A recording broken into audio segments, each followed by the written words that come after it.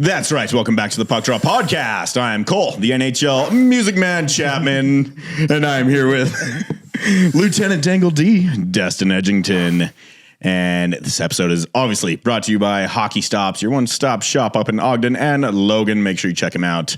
They've got all the gear you need to play hockey, and they're right by the ice sheet up in Ogden. So go check them out. We are also brought to you by Beer Bar.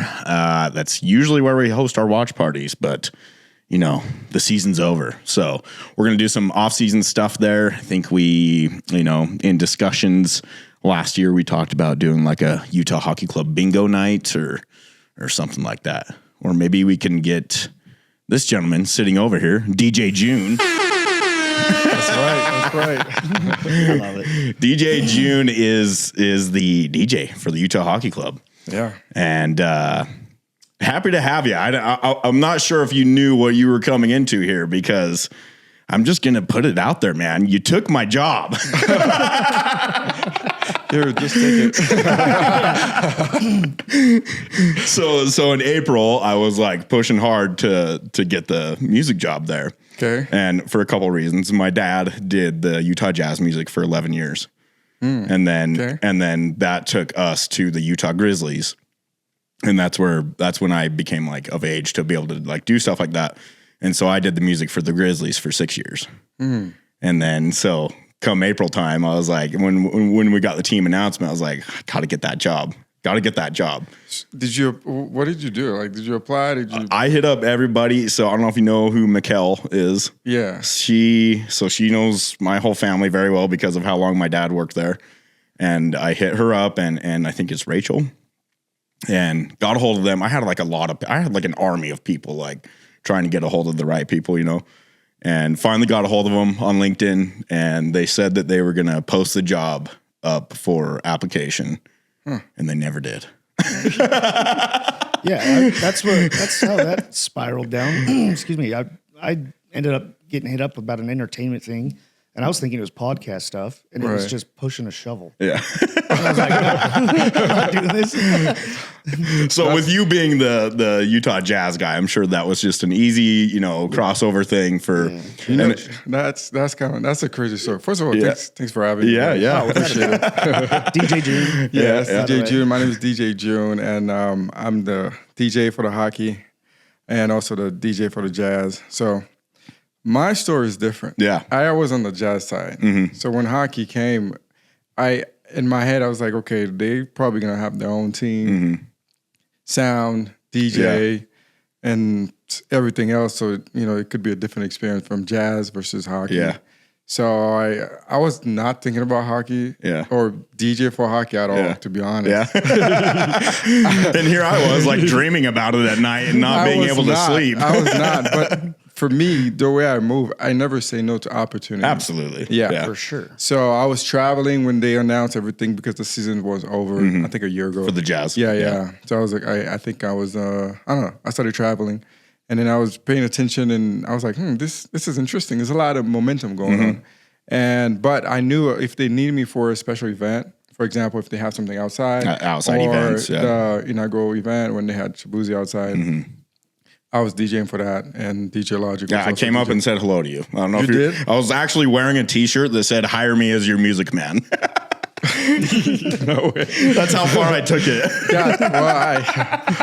Wow, that's crazy. So he's been. That's why I didn't want to talk about this prior to recording because I needed natural reaction here. I see all those things happen in the background. It's not his fault that you're not hired. No idea. Sure. I mean, it's. But from my perspective, is that's kind of what my angle was, and I was like, hey, I'm gonna recommend the people that I know. That are interested about DJing, and that could be professional because it's a whole organization. Yeah. It's a lot of responsibilities. Yeah. So it's not just the stadium. We're live. We're broadcasting around the world. Sometimes it's a lot of responsibility on your shoulder as the DJ. So. Do they break and it? I was not even the DJ for the first couple of games. I know, and that's what I heard. Yeah. That's what somebody told me, and I was like, well, what? They hired someone else, so that was my thing. I was like, they're gonna have their own DJ, they're gonna have their own sound.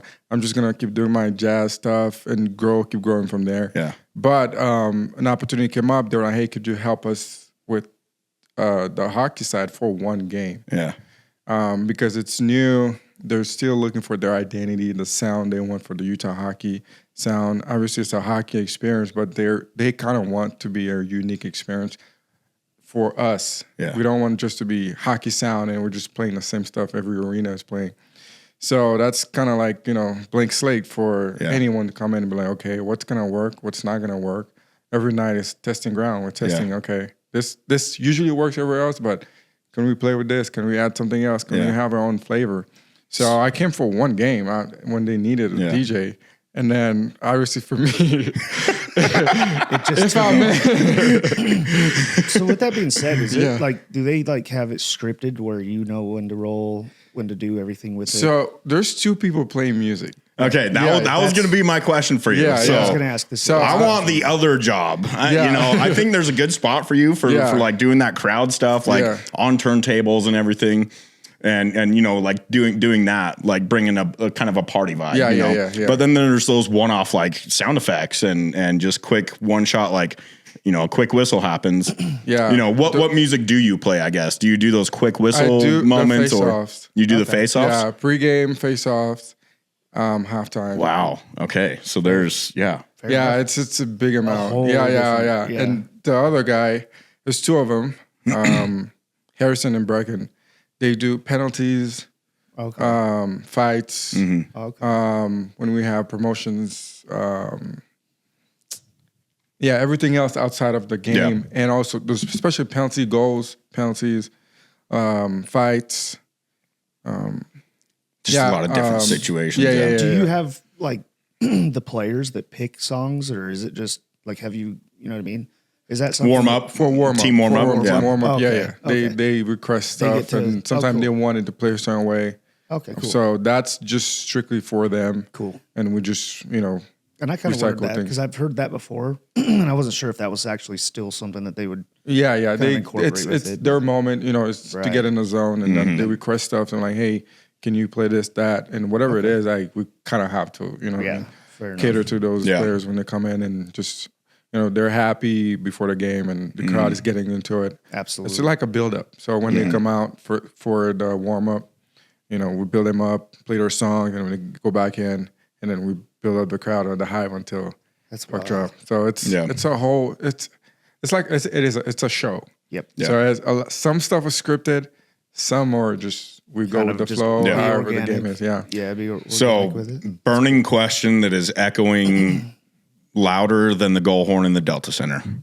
Where's the organ music? Obviously, I mean, we're the only arena in the NHL. I get that they're trying to find like their own image of entertainment in the arena. Yeah, but it's like organ music goes back to like when hockey began. Like in the 1890s. Like, I mean, if that's the case, I'm sure they'll get to it. But also, it's the first year. There's so much we needed to get on track. It's a lot, and everything happened so fast. We have game back to back to back to back, and then they were testing different people, different hosts, and some people were like, "Hey, hockey's too much. I'm quitting." We're getting new people, sound guys changing. So it's a lot happening behind the scene, and obviously the fan has no idea what's going on. They just come in and hockey raging, having fun, but building from day one. It's come along. It's come a long way for sure. It's been phenomenal. I mean, just to the short amount of time that they've actually got everything going, it's been pretty phenomenal. Yeah. I mean, and shout out to you as well again. Like it was fun. I mean, I learned a lot. I learned a lot about the game, especially doing those face-offs. You're going to fall in love with it. Sometimes we have like 5 whistles back to back to back. Think about that. Just you got to be super quick and fast. So there's certain software that I used that was made for like arena music, and it allows you to quickly, boom, boom, boom, boom, boom, like. Yeah. So there's things stuff. We have something like that. Yeah. But also for me, from the DJ perspective, there's a certain moment I can quickly see. It's not just pressing button. It's more like reading the crowd and still creating an experience that goes specifically with what's happening right now. But keeping it authentic. Yeah. So that in itself is I have to create a playlist, and then from there I have to kind of curate the vibe and the moment.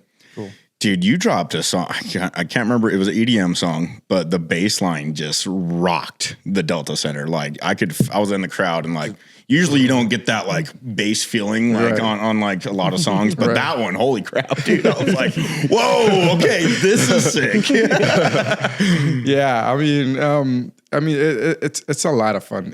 Hockey is a lot louder than a jazz game. Yeah. For sure. And you think loud? It is. Yeah, it's a lot for sure. louder. I have to wear stuff in my ears for hockey games. Really? It's so much. It's a lot louder, and the fans are loud too. So they're raging all night, and you know, it's a different environment. It's a different crowd. It's different crowd. Yeah, it's a different crowd. Very different. I think it's only 10% that crossover. Yeah. 10 or 20%. So it's a different crowd, which you know I didn't know. I was just trying to figure out who's in the room and where do they come from, what kind of music do they like, and a lot of the time they might be a hockey fan tonight.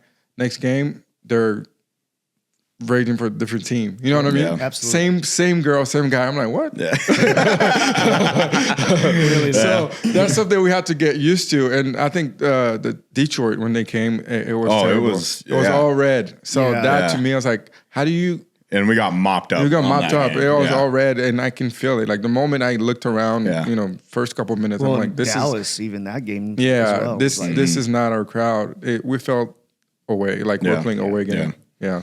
So that's one thing with hockey is you can doing the music for the Grizzlies for 6 years. Like I know that there was moments where, you know, we did our thing. Like I would be on the headset with the PA announcer and stuff like that. And it's like, okay, let's play this certain song right now because of what's happening in the game, and just brought the energy up, dude. And goal, you know, like stuff.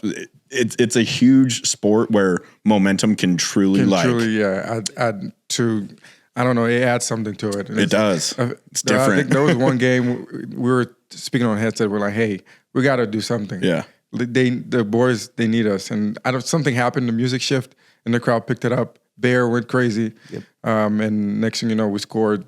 Yeah. And that's exactly it. That's exactly what we needed. So I was like, interesting. So well, I think even piggybacking off of that, that's what's funny is we were sitting above the goal and we started chanting. And it was Dallas. Yeah. The goalie's name. No, it wasn't Dallas. Are you sure? It was the Blue Jackets. Are you sure? Columbus. Was it? Oh, it was Columbus. Oh, yeah. We started chanting his name. At the goalie, like telling him, like, you suck. And he like looks up at us. Well, we scored, and then like a minute later. Because we just kept chanting it. And that's just like, you know, you find your momentum. It's very poking. It's hockey is you're poking against the other team, and next thing you know, there's a fight. Yep. And the crowd goes crazy, and we just want to keep it there, and the players fit off of that. And next thing you know, we're winning, and it's a huge momentum shift. And also, one thing I learned about hockey, when we do lose, it feels like so much painful. Yeah. Dude, it's like, I never felt like this. No, I'm putting all this energy. We're almost there, you know, 4 minutes left, and next thing you know, they score. And so it's funny. So I didn't I kind of followed hockey prior to me taking that Grizzlies job. And then when I got into the Grizzlies and I learned the game, once you learn that game and you're in that environment and kind of like behind the scenes, that's how I fell in love with hockey. Was being the music man for the Utah Grizzlies. That's when I fell in love with hockey. So I think it'll probably follow suit for you. I mean, I love hockey, to be honest. I think I've probably been to one hockey game before doing this. And I had to go to a few games. I went to New York, to the Rangers, just to see a different environment. Yeah, Madison. Sweet. MSG. That was great. It was different. The crowd was, I think we had a better crowd. We have a better crowd. Yeah. I'm excited to see the stadium pan out where MSG, they have the organist playing and everything. Yeah. And we need that. We need organ. Chant, so that's cool too. Yeah. Flags and all that stuff. But I think for us, you know, year one, we'll find our identity, we'll find our identity. For sure. So, all right, one song. There was a lot of complaints about the song in the fan groups. What song was it? I don't remember. It slipped my mind all of a sudden. Oh, it was like. Hang on, I got it on my phone. I know exactly what you're talking about. And I can't think of it. I know what you're talking about because it totally went opposite of what it. Well, so there's I don't know. There's like a lot of things that you can do. So like game time situations, right? So like icing. I used to play Ice Ice Baby. You know, if an icing happened on the ice, I wouldn't like not overplay it, but you know, you find like certain things that can curate to what's happening in the game. I heard so Dallas has a really good program with their music. They the refs were huddling and looking at film or whatever, and they played that song, "Tell Me Something Good," you know. So it was like little things like that. The Sound of Silence. That remix, man. That I think that was in the beginning. It was. Yeah. They finally got rid of it. They got rid of it. Like everybody was like, "What is this?" It was like, Yeah, I think it was when they did an opposing goal. But Opposing goal, they got rid of it. Yeah. Some other stuff, those goals and stuff like that, I think they're already pre-selected. So the offices, upper management or something finds certain things that they want to. The other guy that plays all the stuff too. So I when I came in, I was like, it doesn't fit. It doesn't. So they kind of told me like, what do you think would work? And then make sense in the arena. And that was one of them. I was like, I think we should get rid of it, and they did. I mean, that kind of that deflates a lot of things. Like just talking about momentum shift and everything. Momentum shift, we don't want to play that. Yeah, like no. Yeah, I think they got rid of it. And, well, if you have any questions, you know, during next season, if I'm not there, you know, let's just go with this. Help me get that job. The other one, not yours, but the other one. But I'll tell you why. So like, obviously my experience here, but I actually have like NHL hockey music that I've been saving since 2015. So 10 years in my Spotify of like hockey, like very specific hockey, like certain situations, fights, you know, you name it, I have a song for it. So I have probably over 300 different songs, like just locked and loaded, ready to go for situations.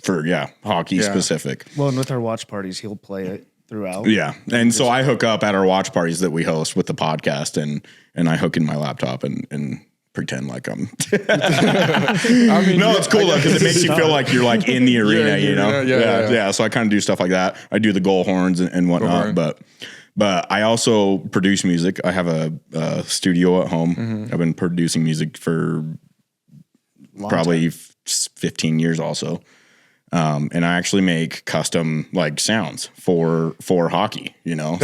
That's one thing I mentioned. I think we should have our own sound, maybe one song that's strictly for us. Yeah. So I'm probably going to be looking for people to help me produce something, or they're going to be looking for someone. Yeah. Because we have time now, because now the season's over, so we have time to actually work on something and, you know, and I get feel approval like you guys for it. Could actually collab and make some cool stuff. Hit me up. We should do something.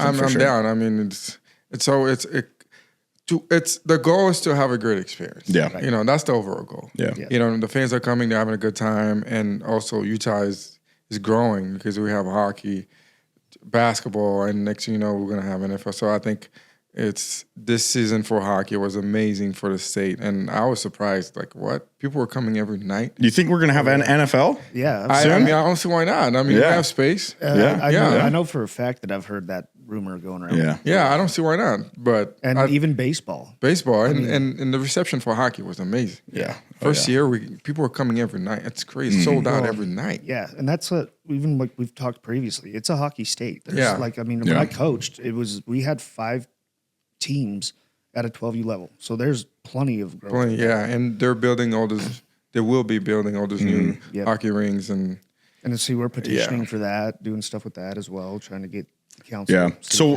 I want to hear more about you. You were born in Haiti, you said? Yeah, I was born and raised in Haiti. I spent half my life here and back there. So I moved here when I was 18. Yeah. Just to go to school, business school, but I've been DJing since I was 15. Okay. I was going to say, like, where does that fit in? It started very young. I started taking piano lessons when I was 6 years old. Okay, cool. Awesome. I did violin. Yeah. So I did that, and then I transitioned into just playing music, loving music, creating playlists, and started actually like getting on the computer when I was 15. And one of my neighbors was like, "Hey, you should download this program." I was like, "What? What program? You can mix 2 songs?" I was like, "Wow, this is amazing." So I started doing that, and I just got interested, and I started producing also. Yeah. And I just got very interested and just started DJing. Do you still produce at all? Yeah, I do. Actually, I have an EP coming out. Oh, nice. Yeah, What program do you use? FL Studio. FL? Yeah. You have to I let use us know- Cubase. Keybase. Yeah. You'll have to let us know what it is and stuff like that. We'll Yeah. have to- Yeah. So Tag on it. I'll give it a shout out later. But so I just love music, and in Yeah. my house growing up, all my siblings were all playing an instrument, and my dad loved listening to all type of music. And growing up back there, we just listened to everything. You have no idea, like Haitian music, that's how I American, European music, African, everything. So coming here was kind of interesting for me. I was like, I got to start from zero because I didn't know anyone. I didn't know anyone. No one knew me, and I was mainly here for school. But I was like, hey, this is a skill that I love to do. And also, I was already getting booked back there in high school, so I was kind of like having a little momentum, making money here and there. So you probably know my buddy Marcel, Musquita. Oh yeah, I know him. Yeah, I know him. So I used to DJ at a lot of clubs and stuff. Really? I did more of like the rave scene. Okay. So V2 Presents. I'm sure you've heard of V2. Yeah. Yeah. So I did a lot of stuff with them. So after school, I was graduated and I was still DJing throughout college, and then I was like, hey, that's the point where I have to decide: keep going or go. Follow get your a job. passion. I was like, hell no, I'm gonna keep DJing. Yeah. Well, and you're doing it like full time now. Yeah. Yeah, I mean, it's been full time since I was 15. That's- That's amazing, Bro, actually. come on. It's literally That's been full time. Like, I've never had any other job. It's just been playing music every day. Wow. Yeah. And so, where are you headed next? You said you were headed. Yeah, out I'm heading to Japan on Friday. Oh, yeah, awesome. yeah. That's So cool. yeah, my whole summer is booked. And I'm booked until September.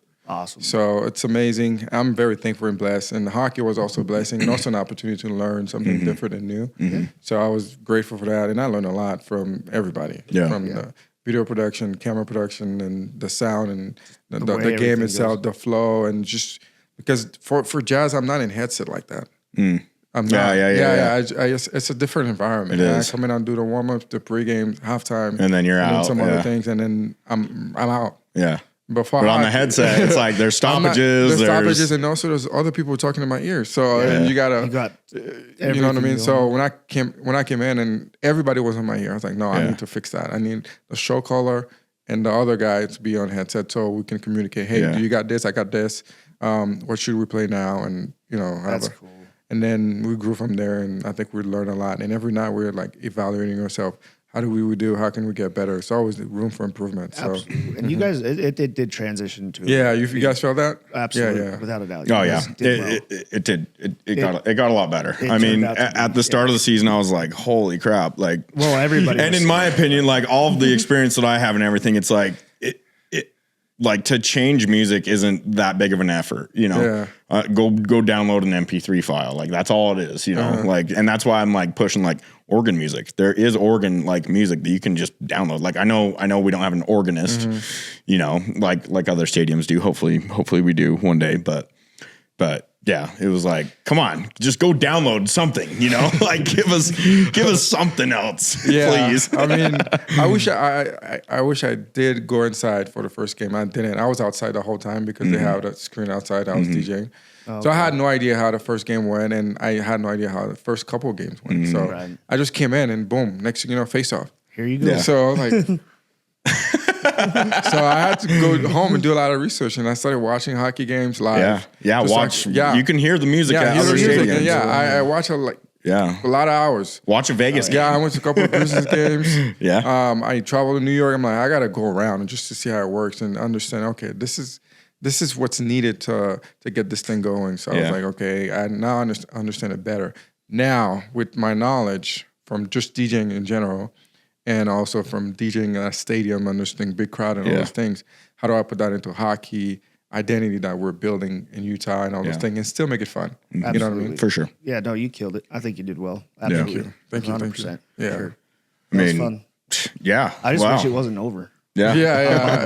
I know. I wish it wasn't over. I think, I don't know, playoff would have been nice. First Yeah, year, at yeah. least, first See, round. and I'm We calling, need the time to build to remodel the Delta Center, Delta man. Center. Yeah. I'm Because telling we you, can't see. Is that? it's okay. bad. It's bad. It's bad in I mean, a lot of there's- areas. There's Yeah. spots, but Even they've lower already- bowl, there's a lot of Lower lower bowl's bowl not good, spots that yeah. are like They've you already can't see anything. Parked, can't. they've already parked the crane in the middle of it. Allegedly, yeah. That's what they said, yes. But as my experience as a structural, I make drawings for structural buildings. It's gonna take a minute. For my day job. Dude, I've done smaller jobs that have taken longer than 6 months. Yeah, but so you've got Ryan Smith with the yeah, I know. And Leighton Construction is certainly elite in what they do, but just all of the unknowns. That's what slows down jobs, you know. So yeah, and they started construction probably like an hour after the last game. Yeah. Oh, they pulled started. everything. I'm like, damn, that's Demo. crazy. Yeah. But I Gotta think go. There's a lot of energy behind the team, and I think Ryan is doing a great job. The whole team, and I think everybody's excited.